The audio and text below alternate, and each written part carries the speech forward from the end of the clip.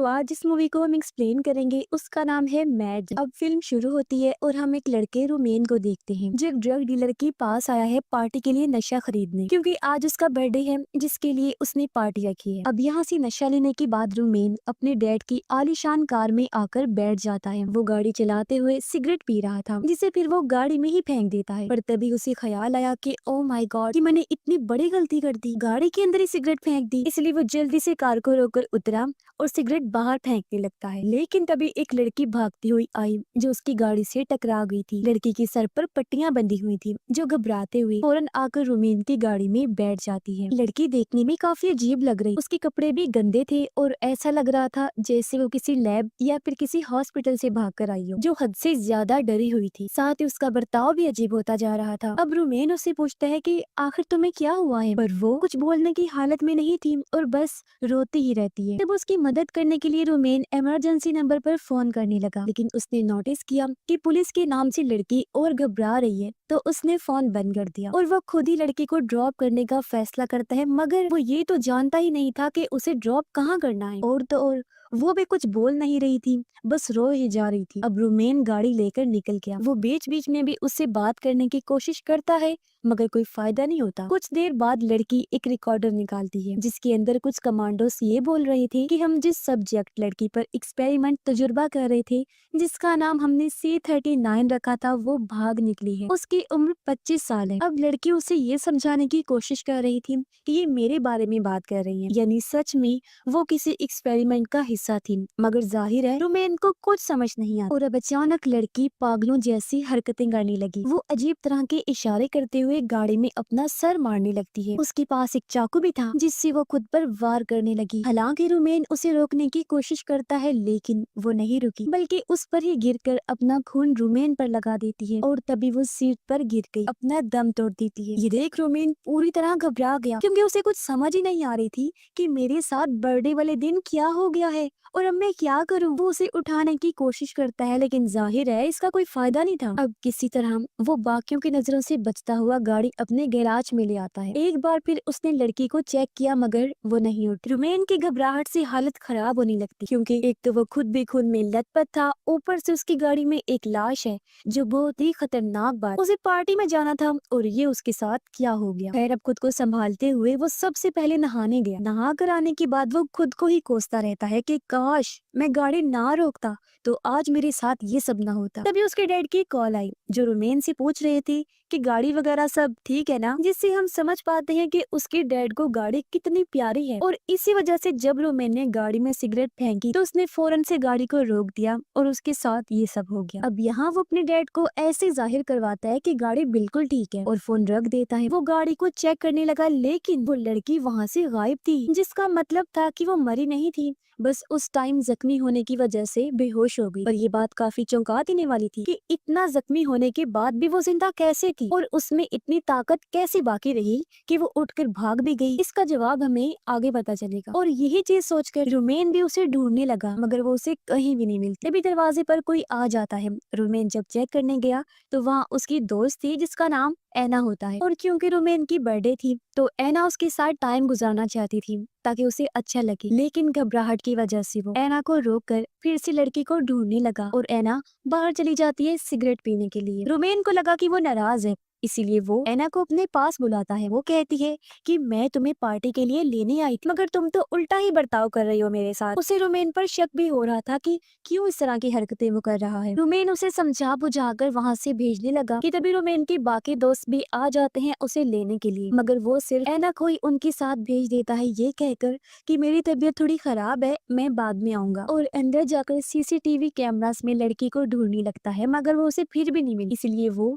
बाहर आ गया जहाँ उसके दोस्त अभी तक नहीं गए थे। इसलिए रोमेन उनके साथ जाने लगता है। रास्ते में भी रोमेन अजीब बर्ताव कर रहा था और पार्टी में आने के बाद भी उसे कुछ ठीक नहीं लग रहा था। वो लड़की ही बस उसके दिमाग में घूम रही थी। एना को भी कुछ समझ नहीं आती कि आखिर चल क्या रहा है। तब उसकी बाकी दोस्त पूछ ही लेते हैं कि रोमेन आखिर तुम्हारे साथ क्या हुआ है, मगर उनकी बात का जवाब दिए बगैर वो एक रूम में आ जाता है। एना अपनी दोस्त के साथ बाथरूम में जाती है। कुछ देर बाद जब वो वहाँ से चली गई तो उसकी दोस्त के पास रोमेन आ गया, यानी कि रोमेन एना को धोखा दे रहा था। इसी बीच एना की दोस्त देखती है कि रोमेन की आंखें चमक रही हैं, जिससे वो काफी घबरा गई। इस बारे में रोमेन को बताती भी है तो वो अपनी आंखें शीशे में देखने लगता है। वो फिर पागलों की तरह अपनी गर्दन हिलाने लगता है। तभी उसके डैड की कॉल आई जो कहते हैं कि कुछ देर पहले घर का अलार्म बजा है और मैंने कैमरा फुटेज में किसी को घूमते हुए भी देखा है। मैं घर पर नहीं हूँ तो तुम जल्दी से घर जाकर देखो कि आखिर क्या माजरा है। तब रोमेन घर जाने के लिए निकलने लगा, जिस बीच हम भी उसकी चमकती हुई आंखों को नोटिस कर लेते हैं, जो इस बात की तरफ इशारा था कि जरूर उसके साथ कोई गड़बड़ हुई है। वो जब बाहर आया तो उसका दोस्त जबरदस्ती उसे पार्टी में डांस करने का कहता है। इससे रोमेन को इतना गुस्सा आया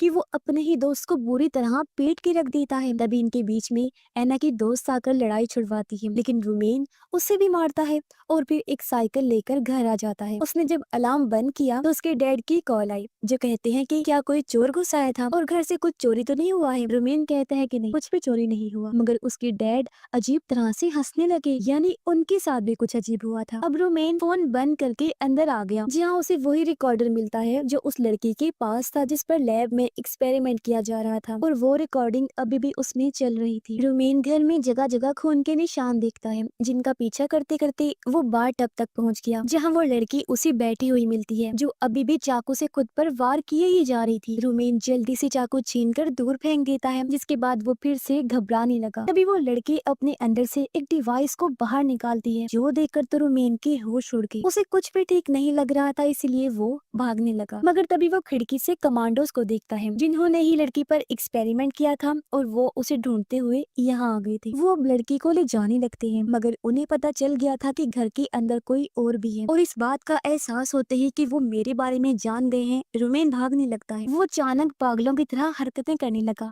जैसे कि जोर जोर से हंसने लगता है। वो फिर रोड पर बैठकर पहले खुद को काटता है, फिर जमीन को चाटने लगता है और उल्टी तरफ चलने लगता है, जो देखकर कमांडोस उसे भी अपने साथ ले जाने लगते हैं। अब एना रोमेन को कॉल करके उससे बात करने की कोशिश करती है, मगर उससे तो कोई और ही बात कर रहा था, जो जाहिर है कमांडोस थे। मगर एना उन्हें रोमेन समझकर बात करती रहती है। वो कहती है कि तुमने जिस लड़के को मारा था उसकी गर्दन की हड्डी टूट गई है, आखिर तुमने कैसे इतने जोर से उसे मारा। अब कमांडोस उससे पूछते हैं कि तुम कहाँ जा रही हो, तो वो उन्हें बता देती है और एक टैक्सी के जरिए जाने लगी, मगर उसका भी बर्ताव अजीब होना शुरू हो गया था। वो बिल्कुल वैसे गर्दन को हिलाने लगती है जैसे पहली बार रोमेन ने हिलाई थी, यानी कि उसकी भी हालत खराब हो जाती है। तभी एना के पास उसकी दोस्त की कॉल आई। तब एना उसे बताती है कि मेरे साथ भी कुछ ठीक नहीं हो रहा है, अजीबोगरीब चीजें मेरे साथ भी हो रही हैं। फिर अचानक वो रोते हुए फोन बंद कर देती है। तभी वो नोटिस करते हैं कि कोई उनका पीछा कर रहा था, जो और कोई नहीं कमांडोज ही थे। ड्राइवर उतर कर उनसे पूछने लगता है कि आखिर तुम हमें फॉलो क्यों कर रहे हो, लेकिन वो ड्राइवर को ही मार देते हैं। एना ये देखकर डर गई और अब वो खुद ही टैक्सी को चलाने लगती है, लेकिन एक जगह पर आकर उसने टैक्सी रोक दी थी। वो भी अजीब तरह से सड़क पर चलने लगी, जहाँ वो लोग अभी भी उसका पीछा कर रहे थे। एना जब भागने लगी तो वो लोग लगातार उस पर शूट करते हैं, मगर हैरत वो फिर भी नहीं रुकी, भागते जा रही थी। वो एक क्लब में आकर लोगों से मदद मांगती है, पुलिस को कॉल करने का कहती है। फिर वो बाथरूम में जाकर अजीब तरह से शीशे में पहले खुद को देखती है, फिर अपनी चोट देखकर रोने लगती है। तभी उसके पास एना की दोस्त की कॉल आई, जो उसे बुला रही थी कि स्टेशन पर मिलने आओ, मेरे पास बाइक है, हम भाग निकलेंगे। तभी कमांडोज क्लब में भी आ गई और यहाँ सभी लोगों को शूट करके मार देती है, जो देख एना खिड़की से कूदकर बाहर आ गई और अपनी दोस्त की बताई हुई जगह पर जाने लगती है। तभी हम देखते हैं कि उसकी आंखें भी चमक रही हैं और वो पागलों की तरह बर्ताव करने लगी थी। रास्ते में एक लड़की पर वो हमला कर देती है, बुरी तरह उसे पीटने लगी और अपना खून भी उस पर लगा देती है। फिर आगे बढ़कर वो एक लड़के की साइकिल चुराकर वहाँ से भागने लगी। लड़का उसे रोकने लगता है, मगर वो उसे भी मारकर तालाब में फेंक देती है और जाने से पहले कहती है कि आई एम सॉरी, ये मैंने जानबूझकर नहीं किया, पता नहीं मेरे साथ क्या हो रहा है जो मैं ऐसी हरकतें करने पर मजबूर हो रही हूँ। तभी हम देखते हैं कि पूरे शहर में सायरन बज रहा है, यानी कि शहर के अक्सर लोगों के साथ इस तरह की अजीब चीजें हो रही हैं। फिर एना अपनी दोस्त के पास पहुंच गई। उसकी हालत देखकर वो उसे जल्दी से बाइक पर बैठा लेती है, पर वो अजीब तरह से अपना खून उस पर भी लगाने लगी, जो देखकर एना की दोस्त उसी बाइक से नीचे गिरा देती है। उसने देखा कि एना जानवरों जैसी हरकतें कर रही है, इसलिए वो भागकर उससे दूर आ गई। तभी उसकी दोस्त के पास उसकी मॉम की कॉल आई, जो कहती है कि शहर में कुछ बहुत ही अजीब हो रहा है और मेरी व्हील चेयर एक जगह पर अटक गई है। ये सुन वो जल्दी से अपनी मॉम को बचाने के लिए जाने लगी, पर हम देखते हैं कि एना लगातार उसका पीछा कर रही है। वो इतनी तेज भाग रही थी जैसे कोई बाइक हो, यानी उसकी स्पीड बहुत तेज थी, जो चीज काफी हैरान कुन है। अब उसकी दोस्त अपनी बिल्डिंग में पहुंचकर लिफ्ट के जरिए अपने घर जाने लगती है, मगर बीच में ही उसकी लिफ्ट रुक गई। इससे एना की दोस्त घबराने लगती है। तभी वो बाहर एना की आवाज सुनती है, जो बिल्डिंग के लोगों को मार मार कर खा रही थी और उनके चीखने चिल्लाने की आवाजें आ रही। तभी उनमें से एक कमांडो की आवाज भी उसे सुनाई देती है, जो कहता है कि शहर में एक तरह का वायरस इन्फेक्शन फैल गया है। अगर तुम उससे इन्फेक्टेड नहीं हुई, यानी कि उसकी लपेट में नहीं आई, तो हम तुम्हें बचा सकते हैं। तभी लिफ्ट एक बार फिर चलने लगी और वो अपने फ्लोर पर पहुंच जाती है, लेकिन घर आकर उसने देखा कि एना उसकी मोम को खा रही है और उनका पूरा सर ही उसने गायब कर दिया था खाकर। घबराते हुए उसकी दोस्त वहाँ से भागने लगती है, जहाँ तभी उसके सामने एक कमांडो आ गया जिसने मास्क पहना हुआ था। वो एना की दोस्त को पकड़कर उसकी आंखों को देखने लगा, ये चेक करने के लिए कि कहीं ये इन्फेक्टेड तो नहीं। लेकिन वो इन्फेक्टेड फिलहाल नहीं हुई, इसलिए कमांडो अपना मास्क हटाती है, यानी कि वो एक लड़की। वो उसे वहीं रुकने का कहकर एना को मारने जाती है, मगर उल्टा एना ने ही उस पर हमला कर दिया था। लेकिन जैसे तैसे कमांडो उसे मार देती है। उसने कई बार एना के सर पर शूट किया, जिससे उसके सर का बुरा हाल हो गया था। लेकिन जाहिर है इसी कमांडो खुद भी इन्फेक्टेड हो गई थी, क्योंकि उसके पैरों पर एना का खून लग गया था। यानी कि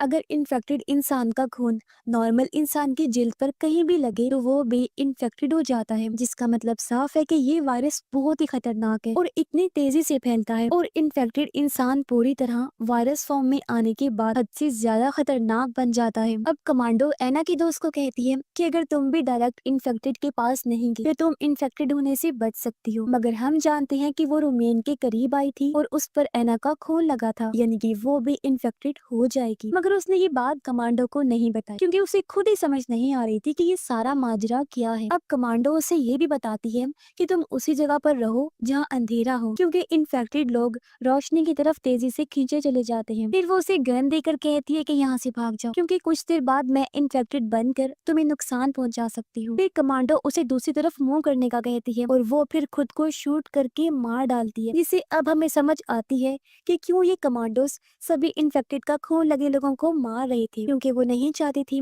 कि ये वायरस पूरे शहर में फैले और इससे तबाही हो। लेकिन हमें पता है कि ऐसा तो हो चुका है और अब देखते ही देखते एना की दोस्त भी इन्फेक्टेड होना शुरू हो गई थी। उसका बर्ताव बदलने लगा, वो पागलों की तरह हंसने लगती है और हम सुन पाते हैं कि पूरे शहर में तबाही मची हुई है। अब यहाँ हमें पता चलता है कि वो पहली लड़की यानी कि एक्सपेरिमेंट की सब्जेक्ट C39, उसकी वजह से ये वायरस पूरे शहर में फैला। उसने सबसे पहले रोमेन को इन्फेक्टेड किया अपना खून लगाकर, फिर उसके कांटेक्ट में आने से बाकी दोस्त हुए और उनके जरिए ये वायरस आगे लोगों में भी फैलता गया और पूरा शहर इसकी चपेट में आ गया। अब कमांडोस ये एक्सपेरिमेंट गवर्नमेंट के कहने पर कर रही थी, ताकि वो इंसानों को सुपर फास्ट सोल्जर बना दे जो बहुत ही ज्यादा पावरफुल होंगे। उन्होंने अपने सब्जेक्ट को इस तरह डिजाइन किया था कि उसका खून लगने से बाकी लोग भी उसके जैसे ही सुपर फास्ट पावरफुल बन जाएंगे। लेकिन यहाँ एक अच्छी चीज होने के साथ साथ भयानक भी हो, यानी कि वो लोग पावरफुल तो बने मगर किसी उल्टे असर की वजह से वो इतने खतरनाक बन गए, यानी इन्फेक्टेड हो गई कि खुद को और बाकियों को काट काट कर खाने लगे। और क्योंकि ये चीज हर तरफ फैल गई है तो जाहिर है इसे रोक पाना बहुत मुश्किल होगा। मगर ऐसा हो सकता है कि कमांडोस इसका कोई हल खोज लें, जिससे वो इन्फेक्शन को, वायरस को रोक सकते हैं। आपको क्या लगता है? इस बारे में अपनी राय का इजहार जरूर कीजिएगा। और इसी के साथ इस फिल्म की कहानी यहीं पर खत्म हो जाती है।